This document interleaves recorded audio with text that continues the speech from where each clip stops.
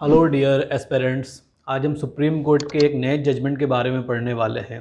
जैसा कि आपने पिछले वीडियो में देखा, ए के गोपालन बनाम मद्रास राज्यवाद। इस वीडियो में हम देखने वाले हैं मेनका गांधी बनाम भारत संघ 1978। मैंने पिछले वीडियो में बताया था कि ये दोनों केसेस आपस में कैसे कोरिलेटेड हैं और ए के जी वाले में सुप्रीम कोर्ट का क्या जजमेंट आया था और मेनका गांधी वाले जजमेंट से इसको कैसे पलट दिया गया, इसके विषय में आज हम पढ़ने वाले हैं। हालांकि इससे पहले जो ए के जी गोपालन वाले केस में जितने सारे व्यूअर्स हैं, जितने सारे लोगों ने कमेंट्स किया, जितने सारे लोगों ने इस वीडियो की सराहना की, उसके लिए बहुत बहुत धन्यवाद। और इस प्रकार से आप लगातार कमेंट करते रहें, लाइक करते रहें, इसके लिए धन्यवाद। आज हम एक नए वीडियो की तरफ बढ़ते हैं, मेनका गांधी बनाम भारत संघ 1978।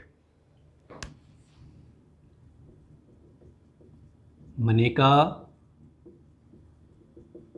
Gandhi versus Union of India 1978। Maneka Gandhi versus Union of India 1978। इनके केस को पढ़ने से पहले हम थोड़े से कुछ ऐसे ऐतिहासिक पृष्ठभूमि पर जाना चाहेंगे जिससे आपको इसे समझने में काफ़ी आसानी होगी। जैसा कि हम जानते हैं कि इमरजेंसी का पीरियड, जैसा कि आप जानते हैं कि हमारे पूरे भारत में एक इमरजेंसी की पीरियड लागू हुई थी, जिसका पीरियड था 25 जून 1975। इसे ख़त्म किया गया, इसकी शुरुआत हुई थी और ख़त्म किया गया इसे 21 मार्च 1977 को। इस चीज़ों को इसलिए जानना ज़रूरी है क्योंकि इसके तुरंत बाद मेनका गांधी बनाम भारत संघ का केस फाइल होता है, सुप्रीम कोर्ट में केस फाइल होता है और उस पर सुनवाई होती है। 25 जून को 1975 को इमरजेंसी लगा, 21 मार्च 1977 को इमरजेंसी को हटाया गया। ठीक है। इसके बाद देश में आम चुनाव कराया गया, लोकसभा चुनाव कराया गया। लोकसभा चुनाव कराने के बाद जो इंदिरा गांधी थी और जो संजय गांधी थे, ये दोनों लोकसभा सीट से हार जाते हैं। ये दोनों अपने लोकसभा सीट से हार जाते हैं और कांग्रेस की बहुत बड़ी हार होती है। यहाँ कांग्रेस की जब हार होता है तो 1977 में जनता पार्टी की सरकार बनती है। जनता पार्टी की सरकार बनती है। जो भारत देश में फर्स्ट टाइम नॉन कांग्रेस प्रधानमंत्री बने, जिनका नाम था मोरारजी देसाई। मोरारजी देसाई नॉन कांग्रेस पीएम बने। नॉन कांग्रेस पीएम बने। अब इसका संदर्भ देने का मतलब सिर्फ ये था क्योंकि 1 जून 1977 को अपना पासपोर्ट बनवाया। तो मेनका गांधी के अपना पासपोर्ट बनवाने से इस केस का क्या संबंध हो सकता है, इसके बारे में हम जानते हैं। ये पूरा काल इमरजेंसी का काल रहा। इंदिरा गांधी हार गई, संजय गांधी हार गए, लोकसभा सीट से हार गए। इनकी सरकार नहीं बनी। सरकार ना बनने के बाद 1970 में जनता पार्टी की सरकार आई और मोरारजी देसाई नॉन कांग्रेस पहले पीएम बने। तो जब इन्होंने 1 जून 1970 को अपना पासपोर्ट बनवाया तो देश की सरकार को लगा कि मेनका गांधी देश छोड़ के भाग रही हैं। मेनका गांधी देश छोड़ के भाग रही हैं, इसलिए मेनका गांधी के पासपोर्ट को जब्त कर लेना चाहिए, मेनका गांधी के पासपोर्ट को निरस्त कर देना चाहिए, क्योंकि ये देश से बाहर ना जाए। तो हुआ क्या, ये ऐसा इसलिए हुआ कि जो इमरजेंसी के दौरान खासकर संजय गांधी के द्वारा जो नसबंदी की प्रक्रिया चलाई गई थी, ऐसे बहुत सारी प्रक्रियाएं चलाई गई थी जिसके अंतर्गत बहुत सारे लोगों की नसबंदी की गई, बहुत सारे लोगों को जेल में डाला गया। इस प्रताड़ना से उभरने के लिए, इस प्रताड़ना का शिख देने के लिए जनता पार्टी की सरकार ने, उनको लगा कि ये भाग ना जाएं, उनके ही परिवार के थे तो उनको लगा ये भाग ना जाएं, इसलिए इनके पासपोर्ट को निरस्त कर दिया जाए, इनके पासपोर्ट को जब्त कर दिया जाए। तो ये जैसे अप्लाई करती हैं तो इसके बाद पासपोर्ट एक्ट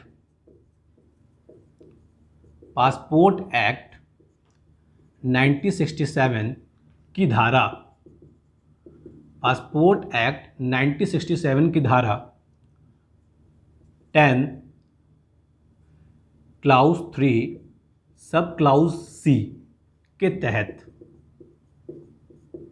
पासपोर्ट एक्ट 1967 की धारा 10 क्लाउज 3 सब क्लाउज सी के तहत रीजनल ऑफिसर के द्वारा, रीजनल ऑफिसर के द्वारा इनका पासपोर्ट जब्त या निरस्त करने को लेकर मेनका गांधी को चिट्ठी लिखी जाती है।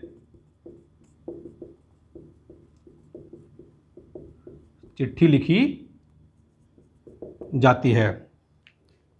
अब रीजनल ऑफिसर ने मेनका गांधी को चिट्ठी के सहारे भेज दिया कि आपके पासपोर्ट को जब्त किया जाता है या निरस्त किया जाता है। मेनका गांधी को चिट्ठी भेज दिया गया, वहाँ के रीजनल ऑफिसर ने चिट्ठी भेज दी, पासपोर्ट एक्ट 1967 की धारा 10(3) सी के तहत भेज दिया।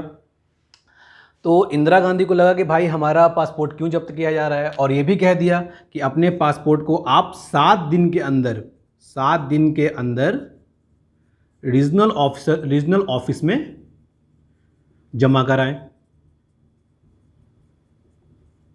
रीजनल ऑफिस में जमा कराएं। अब मेनका गांधी को लगा कि भाई मेरे पासपोर्ट को जब्त क्यों किया जा रहा है, मेरे पासपोर्ट को निरस्त क्यों किया जा रहा है। तो इस पे उन्होंने रीजनल ऑफिसर से सवाल किया कि भाई मेरे पासपोर्ट को जब्त क्यों किया जा रहा है। तो रीजनल ऑफिसर के तर्क सही ना होने के कारण मेनका गांधी ने कहा कि मैं इसके खिलाफ सुप्रीम कोर्ट में जाऊंगी और सुप्रीम कोर्ट में याचिका दायर करूंगी, जिससे क्यों मेरे पासपोर्ट को रोका जा रहा है, क्यों मेरे पासपोर्ट को जब्त किया जा रहा है, क्या उचित कारण है आप बताएं। अगर नहीं बताएं तो इसके लिए मैं सुप्रीम कोर्ट में जाऊंगी। तो ये उचित कारण नहीं दिया गया और अंततोगत्वा सुप्रीम कोर्ट की ओर मेनका गांधी रुख करती हैं। अब सुप्रीम कोर्ट में जाने के बाद मेनका गांधी की क्या दलील होती है, इस पर थोड़ा विचार कर लेते हैं। अब सुप्रीम कोर्ट में क्या दलील देती हैं, ये इसके विषय में थोड़ा जान लेते हैं हम।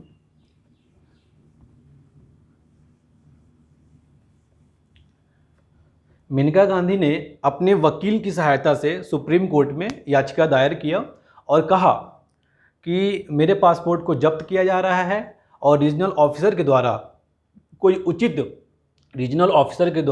कोई उचित बयान ना दिए जाने के कारण, कोई उचित तर्क ना दिए जाने के कारण मैं सुप्रीम कोर्ट में याचिका दायर कर रही हूँ। और इस याचिका के तहत आर्टिकल 21 जो प्राण और दैहिक स्वतंत्रता से संबंधित है, प्राण और दैहिक स्वतंत्रता से संबंधित है, और आर्टिकल 19 जो व्यक्तिगत स्वतंत्रता से संबंधित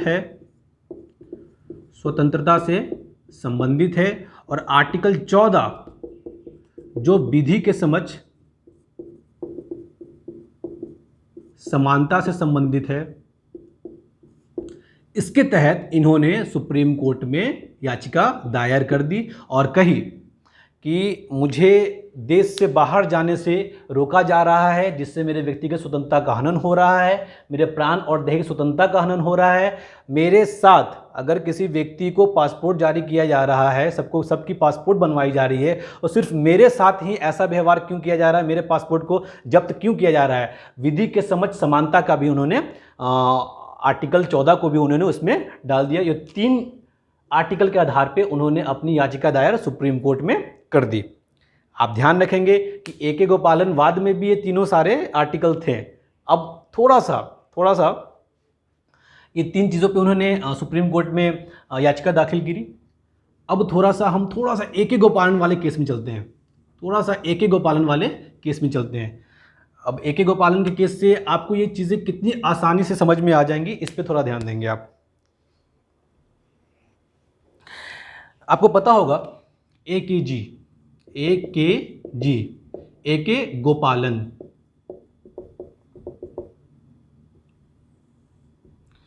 ए के गोपालन वाले वाद में तकरीबन 6 जजों की बेंच बैठी थी। उस कोरम में 6 जज थे। 6 जज कौन कौन थे इसके विषय में थोड़ा जान लेते हैं हम। पहले जज थे HJ कानिया साहब, जो उस समय के CJI थे, चीफ जस्टिस ऑफ इंडिया थे। दूसरे थे पतंजलि शास्त्री साहब। तीसरे थे मेहर चंद महाजन साहब। चौथे थे SR दास साहब और पांचवे थे विजन कुमार मुखर्जी साहब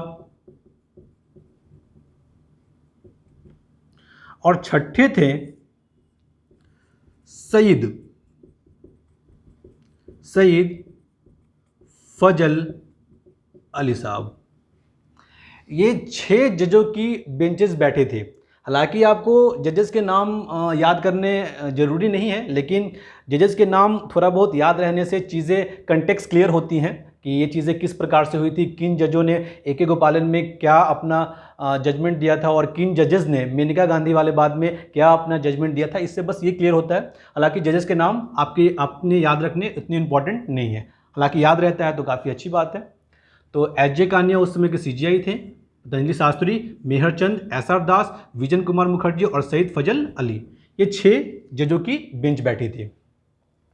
इस 6 जजों की बेंच में कानिया साहब, पतंजलि साहब, SR दास साहब और विजन साहब, ये 4 जो जज थे ए के गोपालन की याचिका को खारिज करने वाले वकील थे, और 2 जो जज थे उन्होंने ए के गोपालन के सपोर्ट में बयान दिया था 4:2। तो 2 जज थे, वो कौन थे? ये थे मेहरचंद महाजन, ये सपोर्ट में नहीं थे, और सईद फजल अली, ये भी सपोर्ट में नहीं थे। ये दोनों उस समय सपोर्ट में नहीं थे। 4:2 के रेशियो से यह जजमेंट दिया गया था, जिसमें ए के गोपालन के याचिका को खारिज कर दिया गया था। तो 4:2 के से बयान दिया जाता है। अब मैं बता दूं कि मेहरचंद महाजन और सईद फजल अली का क्या कहना था। मेहरचंद महाजन, सईद फजल अली दोनों डिसेंट थे। डिसेंट कहने का मतलब इन दोनों का इन 4 जजेस से मतभेद था कि नहीं, आपने जो जजमेंट दिया है वो बिल्कुल गलत है, और उस जजमेंट के साथ हम नहीं रह सकते हैं। तो मेहरचंद महाजन उस जजमेंट से हट जाते हैं और सईद फजल अली उस जजमेंट से हट जाते हैं, और इनका कहना होता है कि आर्टिकल 21 का जो फैसला है, आर्टिकल 21 का जो फैसला है वह सही नहीं है। आर्टिकल 21 का जो फैसला है वह सही नहीं है, क्योंकि आर्टिकल 21 में जो प्रोसीजर एस्टैब्लिश बाय लॉ है वो संविधान की मूल भावना को खत्म करता है, संविधान की मूल भावना को ठेस पहुंचाता है। इस आधार पे ये दोनों इस केसेस से अलग हो गए। इन्होंने ये कहा, मेहरचंद महाजन ने कहा और सईद फजल अली, इन दोनों ने इस बात को कहा। अब क्या है 4:2 के रेशियो में आया था, तो ऐसा बयान हुआ। अब हम चलते हैं मेनका गांधीवाद में। ये 4:2 के रेशियो से ऐसा हो गया। अब चलते हैं मेनका गांधीवाद में। मेनका गांधी 1978, ये था 1950। जिसमें ए के गोपालन की याचिका को खारिज कर दिया गया था और कहा गया था। हालांकि इसमें एक विषय को और देख लेना मेरे ख्याल से आप लोग के लिए उचित होगा। ए के गोपालन के वकील ने एक चीज़ कही थी कि आर्टिकल 19 और 21 दोनों एक दूसरे से संबंधित हैं, पर सुप्रीम कोर्ट के जजेस ने कहा ये दोनों एक दूसरे से संबंधित नहीं है। जैसा कि आप जानते हैं, procedure established by law is not equal to due process of law. कहने का मतलब विधि द्वारा जो स्थापित प्रक्रिया है,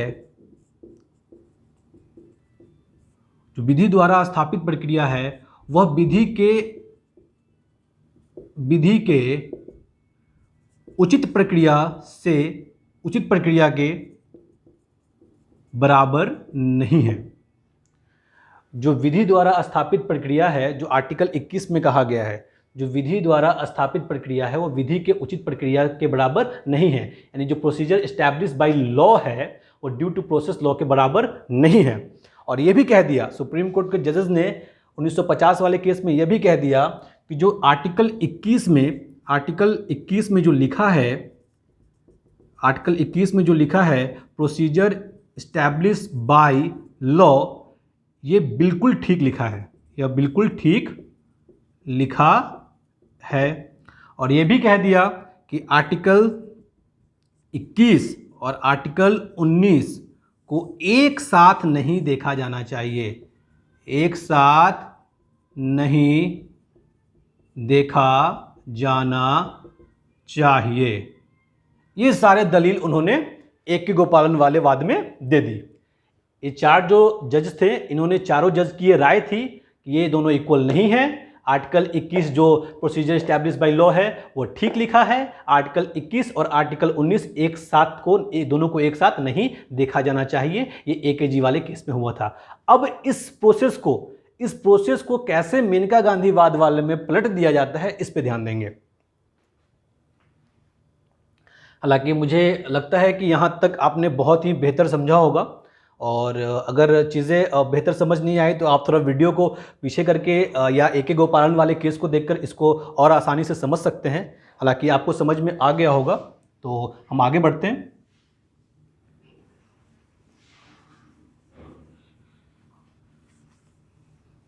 अब क्या है, अब मसला क्या था? अब मसला था यहाँ मेनका गांधी का। मनेका गांधी का जो था, मनेका गांधी।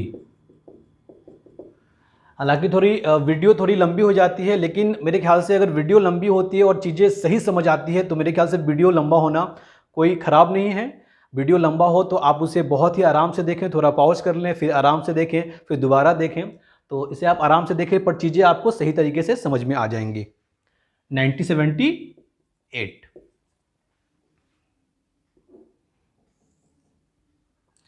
अब हमारे संविधान में एक ऐसा कल्चर है, एक ऐसी विधि है जिसके अनुसार अगर किसी केस में 6 जजेस की बेंच बैठती है और केस वैसा ही हो, आर्टिकल 19, 21, 14 उसी से संबंधित केस हो, और उसको जब उस फैसले को जब हटाना हो तो जो 6 जजेस की बेंच है तो उसमें से एक जजेस ज़्यादा होने चाहिए। यानी कि जो 6 जजेस की बेंच थे वो मेनका गांधी वाद वाले में 7 जजेस की बेंच बैठाई गई।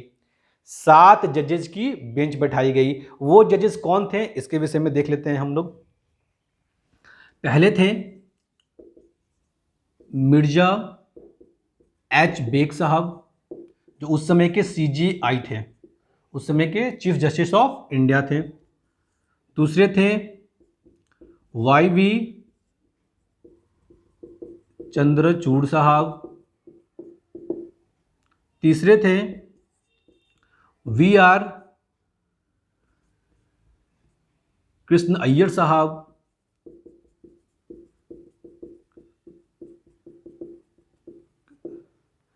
चौथे थे PS PS कैलासम साहब,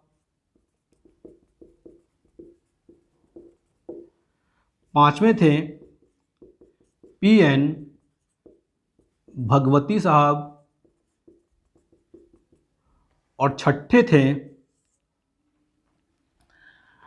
NL अंटवालिया साहब, और जो सातवें थे वो थे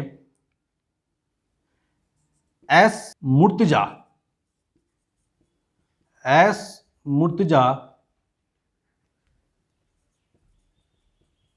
सईद फजल अली साहब। एस मुर्तजा सईद फजल अली साहब। ऐसे तो इनके नाम में सईद है या नहीं भी मैं बता दूं ऐसा क्यों है। ऐसे इसके नाम में, इनके नाम में सईद ना भी लिखे तो चलेगा, एस मुर्तजा फजल अली साहब भी लिखे तो ज़्यादा बेहतर है। एस मुर्तजा फजल अली साहब भी लिखे तो ज़्यादा बेहतर है।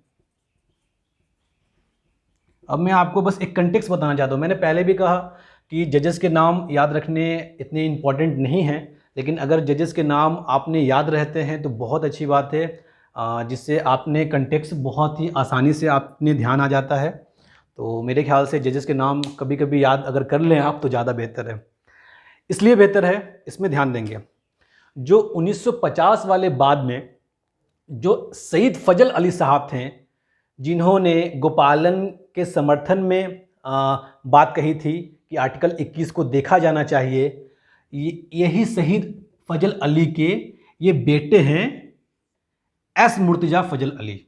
बस इन चीज़ों को बस ध्यान रखने के लिए मैंने जजेस के नाम को आपको बताया। जो ये सईद फजल अली थे उनके ही बेटे हैं एस मुर्तजा फजल अली, ये इनके ही बेटे थे। अब ये चीज़ें क्या है कि पिताजी ने कह दिया था कि आर्टिकल 21 को देखा जाना चाहिए, इसमें लिखी गई बातें गलत हैं। तो ये बात बेटे ने देखा भी और सही में ये चीज़ें गलत थी। तो ये 7 जजेस की बेंचों ने AK गोपालन में दिए गए जजमेंट को खारिज कर दिया। 7 जजेस की बेंच ने AK गोपालन में दिए गए वाद को खारिज कर दिया। और खारिज करने के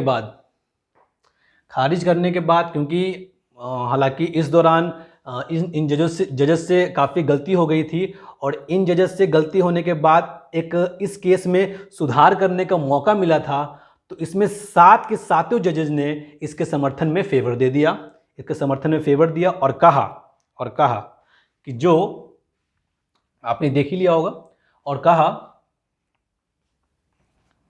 7:0 7 जजों ने इसमें बयान दिया। और इसमें कहा इसमें जजेस ने कहा कि जो आर्टिकल 21 में लिखा है,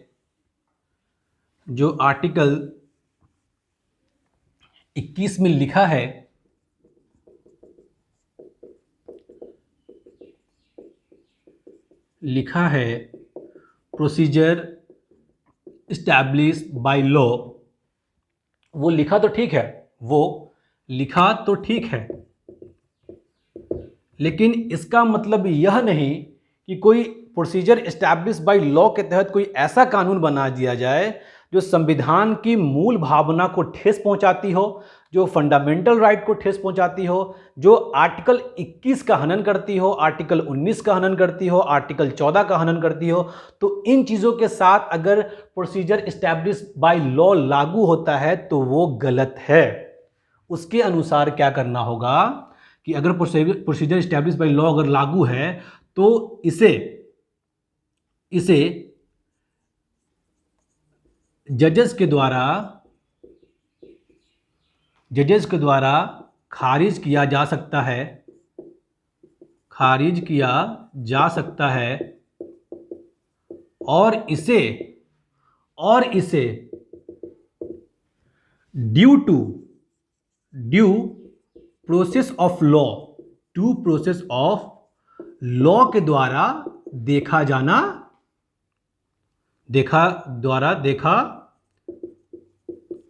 जाना चाहिए। ड्यू प्रोसेस ऑफ लॉ यानी विधि की उचित प्रक्रिया, विधि की उचित प्रक्रिया, और इसका मतलब विधि की स्थापित प्रक्रिया, जो विधानमंडलीय प्रक्रिया द्वारा जो बना दी जाती है कानून, जिसपे सजाएं दे दी जाती है, जिसपे गोपालन को सजाएं दी गई, जिसपे कश्मीर में नेताओं को नज़रबंद किया गया, उस प्रक्रिया की जांच होनी चाहिए कि वह जो कानून बना है वो ठीक बना है कि नहीं, वो कानून और कायदे से बना है कि नहीं, वह कानून मूल भावना के लिए युक्ति संगत है या नहीं, इस पे ध्यान देने की बात है। तो विधि द्वारा उचित प्रक्रिया के द्वारा देखा जाना चाहिए, क्योंकि इनका कहना था, क्योंकि जजेस का कहना था जो 7:0 जजेस की बेंच ने जो फैसला सुनाया, उनका कहना था कि हम संविधान के जो फंडामेंटल राइट हैं उसमें सारे आर्टिकल को हम ड्यू प्रोसेस ऑफ लॉ से देखते हैं, तो सिर्फ आर्टिकल 21 को प्रोसीजर एस्टैब्लिश बाय लॉ से क्यों देखा जाना चाहिए, इसे भी ड्यू प्रोसेस ऑफ लॉ के साथ ही देखा जाना चाहिए। अगर प्रोसीजर एस्टैब्लिश बाय लॉ के तहत देखा जाता है तो उसमें जजेस इन चीज़ों की देख रेख करेंगे कि वह कानून जो बना है वह मूल भावना को लेकर ठीक ठाक बना है या नहीं, युक्ति संगत बना है या नहीं, या उस कानून के खिलाफ बना है कि नहीं जो आर्टिकल 21, आर्टिकल 19 और आर्टिकल 14 के लिए मान्य हो। तो इस प्रक्रिया पे ये जजेस ने अपनी ऐसी राय दे दी। जजेस ने एक चीज़ और कहा, उन्होंने क्या कहा कि आर्टिकल 21 के तहत जो जीने का अधिकार दिया गया हमें, आर्टिकल 21 के तहत जो जीने का अधिकार दिया गया है, जीने का अधिकार दिया गया है, वह केवल जिंदा रहने से नहीं है। आर्टिकल 21 में जो जीने का अधिकार दिया गया है वह केवल जिंदा रहने से नहीं है, वह अधिकार गरिमापूर्ण जीवन जीने से है, वह अधिकार गरिमापूर्ण जीवन जीने से है। उनका कहना है कि जो आर्टिकल 21 है वो बहुत ही व्यापक है, और जो आर्टिकल 19 के अंतर्गत जो हमें स्वतंत्रता दी गई है, वो आर्टिकल 21 का एक हिस्सा मात्र है। जो आर्टिकल 19 के अंतर्गत जो स्वतंत्रता हमें दी गई है वो आर्टिकल 21 का एक हिस्सा मात्र है, यानी कि आर्टिकल 21 बहुत ब्रॉड है। और ये भी कह दिया कि आर्टिकल 21 और आर्टिकल 19 दोनों को एक साथ देखा जाना चाहिए, यहां तक कि आर्टिकल 14 को भी इसके साथ मिलाकर इस पर विचार किया जा सकता है। आर्टिकल 14 को भी इसके साथ मिलाकर विचार किया जा सकता है। अब ये फैसला इसलिए आ सका क्योंकि 7:0 जजेस ने, इसमें एक भी जज नहीं थे जिनका मतभेद रहा हो, जिनका डिसेंट रहा हो। मेनका गांधी के दलील के लेकर ही उन्होंने पक्ष दिया, और आर्टिकल 21 और 19 दोनों एक दूसरे से संबंधित हैं। आर्टिकल 14 को भी इसमें मिलाकर देखा जाना चाहिए, ठीक है। उसके बाद आर्टिकल 21 के अंतर्गत बहुत सारी चीज़ों को जोड़ दिया गया है। बहुत सारी चीज़ जोड़ने का बस एक ही मतलब था कि सारे जज इसके सपोर्ट में थे। अब आर्टिकल 21 के अंतर्गत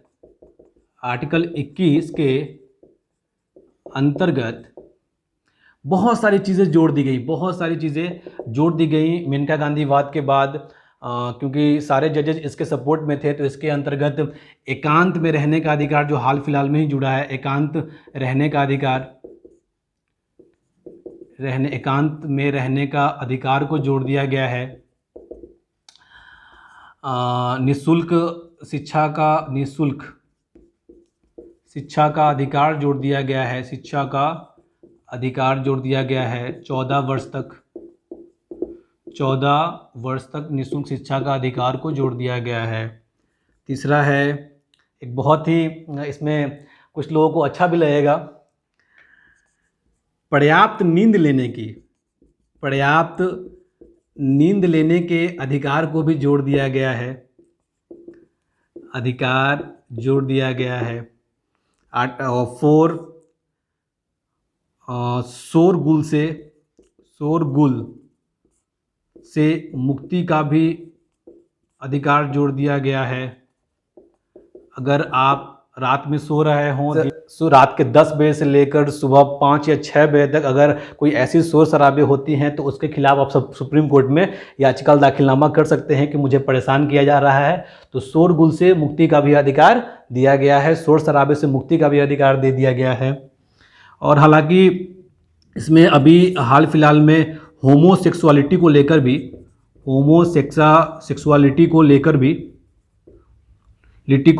अधिकार दिया गया है। अभी हाल फिलहाल में एडल्ट्री को लेकर भी कुछ अधिकार दिए गए हैं, एडल्ट्री को लेकर भी कुछ अधिकार दिए गए हैं। इस प्रकार से ऐसे बहुत सारे अधिकार दे दिए गए हैं। आर्टिकल 21 में लगभग 35 से 40 ऐसे अधिकार दे दिए गए हैं। ये केसेस के, मेनका गांधी केसेस के बाद ऐसे 35 से 40 अधिकार दे दिए गए हैं, जिससे ये आर्टिकल और मजबूत बन गया, और ब्रॉड बन गया, और बड़ा बन गया। इसके बाद ये कंप्लीट होने के बाद, ये सारी चीज़ें इसमें जुड़ जाने के बाद ये फेवर मेनका गांधी के पक्ष में जाता है। और मेनका गांधी के पक्ष में जाने के बाद आर्टिकल 19, आर्टिकल 21 और आर्टिकल 14 को व्यापक रूप से समझाया जाता है। और यहाँ तक कि सुप्रीम कोर्ट के जजेस ने ये भी कह दिया कि अगर संसद या राज्य की विधायिका गिरफ्तारी से संबंधित अगर कोई कानून बनाती है तो उस कानून को सुप्रीम कोर्ट के द्वारा या किसी राज्य के हाई कोर्ट के द्वारा निरस्त करने का अधिकार होगा जब सुप्रीम कोर्ट में या हाई कोर्ट में वह कानून युक्तिसंगत नहीं होगा, वह कानून अपने आप में ठीक नहीं होगा, तो उसको निरस्त करने का सुप्रीम कोर्ट को भी अधिकार होगा और किसी राज्य के हाई कोर्ट को भी अधिकार होगा। इसलिए आर्टिकल 21 के तहत, 19 के तहत, 14 के तहत सारे समान अधिकार दिए गए और इस अधिकार के तहत वापस मेनका गांधी को पासपोर्ट दिया गया। और इस केस में इनके साथ ही मेनका गांधी के साथ में ही जजमेंट आता है और ए.के. गोपालन वाले वाद को पलट दिया जाता है। जो उसमें कहा गया था उन चीज़ों को पलट दिया गया और ए.के. गोपालन और मेनका गांधी वाले में इन सारे चीज़ों को स्वीकार किया गया कि आर्टिकल 21 में जो प्रोसीजर इस्टेब्लिश बाय लॉ है वो गलत है, उसको ड्यू प्रोसेस ऑफ लॉ से देखा जाना चाहिए। आर्टिकल 19 जो व्यक्तिगत स्वतंत्रता है उसका हनन नहीं होना चाहिए। आर्टिकल 14 है जो विधि के समक्ष समानता की परिभाषा को दर्शाता है, उसका भी उल्लंघन नहीं होना चाहिए। तो आज के संबंध में ये मेनका गांधी और वर्सेस यूनियन ऑफ इंडिया आप भली भांति समझ चुके होंगे और मेरे ख्याल से आपने इस वीडियो को काफ़ी अच्छे से समझा होगा। कमेंट बॉक्स में आप ज़रूर बताएं कि आपको ये वीडियो कैसा लगा और आपने इस वीडियो को समझा या अच्छे तरीके से नहीं समझा, इसके विषय में भी आप बताएं। अगर कोई त्रुटि रह जाती है तो आप कमेंट बॉक्स में लिखकर ज़रूर बताएं। आज के लिए धन्यवाद और एक नए वीडियो में अगली बार हम मिलेंगे सुप्रीम कोर्ट के एक नए जजमेंट के साथ। आज के लिए धन्यवाद, शुक्रिया।